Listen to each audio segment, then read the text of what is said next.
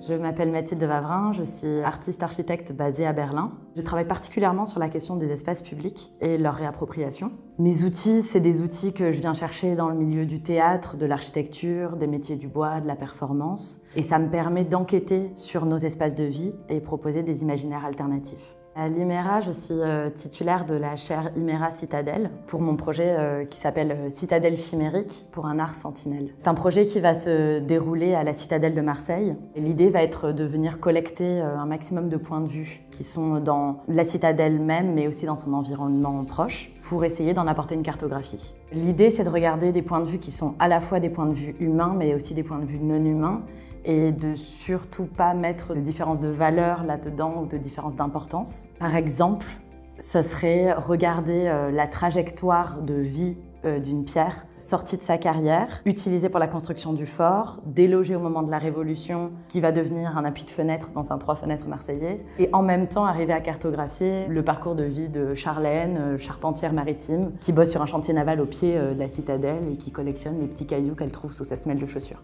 par exemple. Comment est-ce qu'on vient faire cohabiter ces deux histoires sur une même cartographie? C'est ce genre de choses que j'ai envie de regarder. Quand on fait cohabiter des choses qui ont des réalités de temps et d'espace aussi différentes, ces cohabitations créent forcément des distorsions et qui sont des espaces dans lesquels viennent se loger les utopies.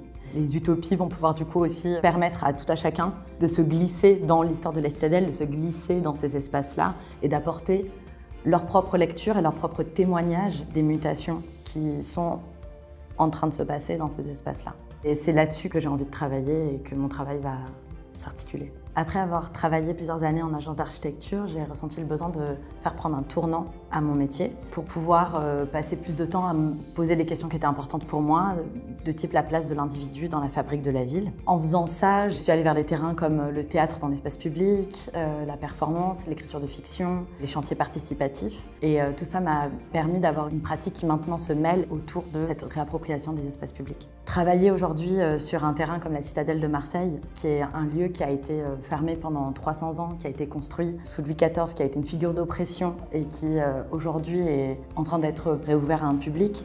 C'est une chance immense puisque ça permet de parler de toutes ces thématiques-là. Et donc bien que son histoire soit très dense, ces histoires réelles et utopiques sont encore à écrire.